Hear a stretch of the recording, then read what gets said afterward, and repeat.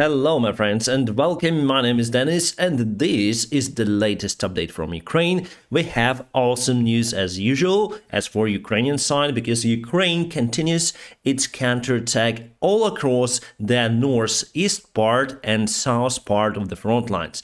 Let's zoom in first to the hotspot, the Kherson region. You can see the huge blue area. Blue, it means that it's confirmed by different resources that the Ukrainian army got this part of the territory under its control. The gray area means that we are not sure who is controlling this one, but the fighting is ongoing. And as you can see, Ukrainian army every day pushes quite hard on Russians. So if we go on a timeline, it was yesterday and it is today. Yesterday it was a great success for Ukrainian army taking Davidov Bridge under control because it's the crucial crossroad for supplies, and now Russia was forced to withdraw their forces, otherwise they could be circled here, could have been circled, but still there is the possibility for their forces to be encircled near to zelenskyy over here, because still they have a large group of soldiers. But for us it's very important to continue advancement through the Dnieper river on this shore, but I don't think that advancement would be fast, because while retreating Russia blown up this bridge in Duchane, and what I can see right now that our forces cannot cross this part, this water storage over here, and there are many of them, so it makes our advancement difficult, let's say, because of the natural obstacles in this area. But we're going to continue to push to Kherson. So far there is no massive counterattack from Ukrainian side from Mykolaiv direction. However, our forces are still here, they are present, and they are waiting for the final order to start the counterattack on Kherson. But first I think we're gonna push the Ingulets river over here, dividing Russian group and taking Makiivka. And just after that we're gonna cross the Ingulets river over here and advance to Kherson from 2 or even 3 directions. From the leaked sources, we know that United States military advisors advised Ukraine to start this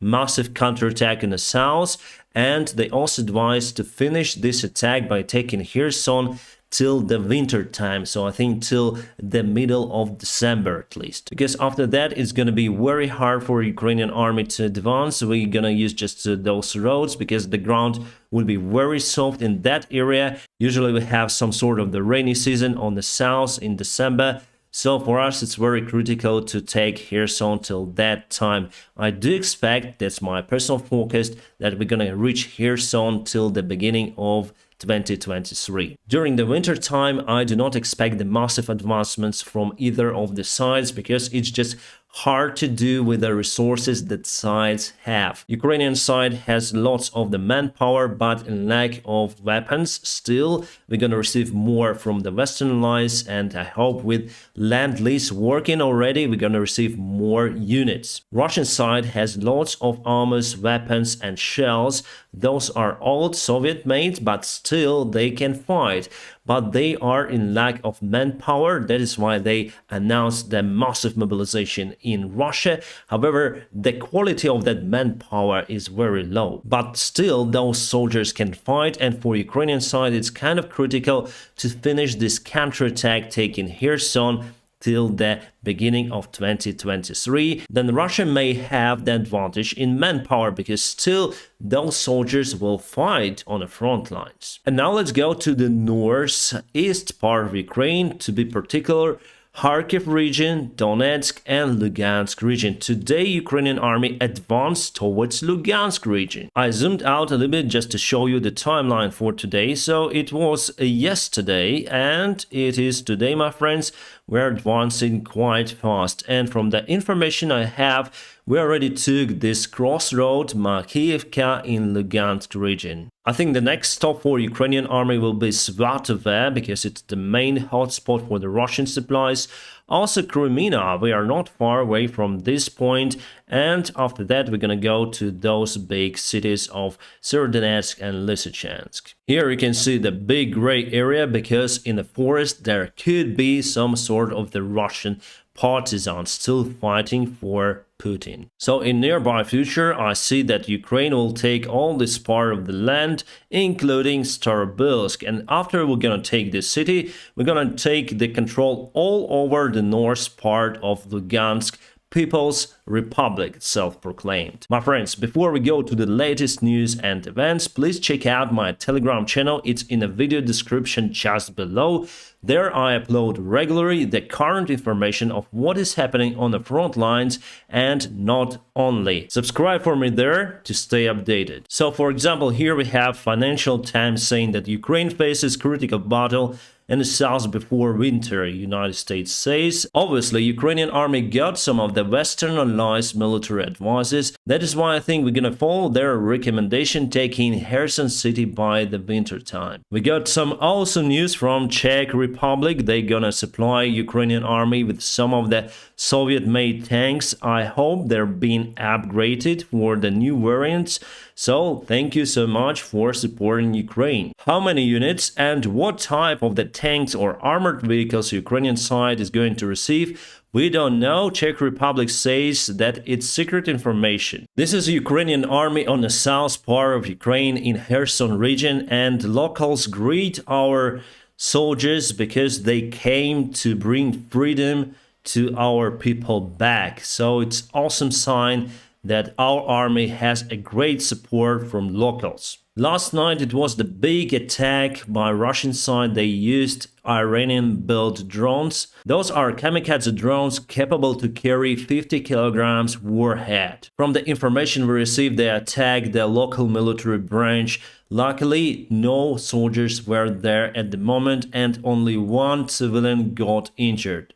Russia used around 9 drones for that attack. 6 drones reached the target. They have enormously extreme range, up to 4,500 kilometers. That is why Russia may launch them from their territory as well. European Union agrees oil price cap in new Russia sanctions plan. So now they have 18 steps to provide sanctions on Russia, and they're gonna limit the prices for the Russian oil. Yes, obviously it's good, but from Lithuanian officials we got the information that there are many exceptions in this sanction list. Also today, the OPEC countries decided to slow down the oil production, and that will rise the oil prices for sure. It's not good for United States of America, it's good for Russia, and now United States officials say that it's very bad move from the OPEC countries, and probably United States themselves will rise up the oil production. If the oil price is high, Russia has the resources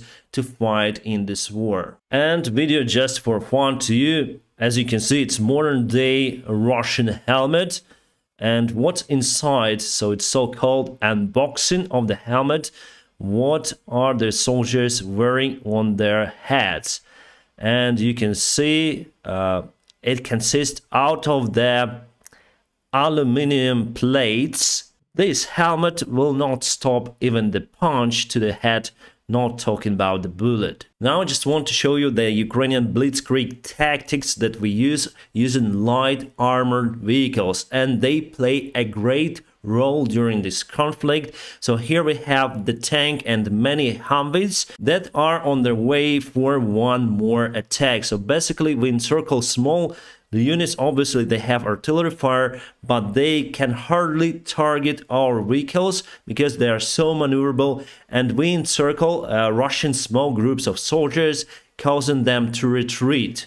And it's kind of bumpy ride. My friends, I'm gonna keep you updated on situation here in Ukraine. More information you may find on my Telegram channel. And now don't forget to press the like to this video, it helps me a lot. Also, if you want financially support this channel, you may find the links in video description below, where you may support me on Patreon, PayPal or Donatello, whichever is more convenient for you. My friends, I wish you a peaceful sky wherever you are. Have a great time.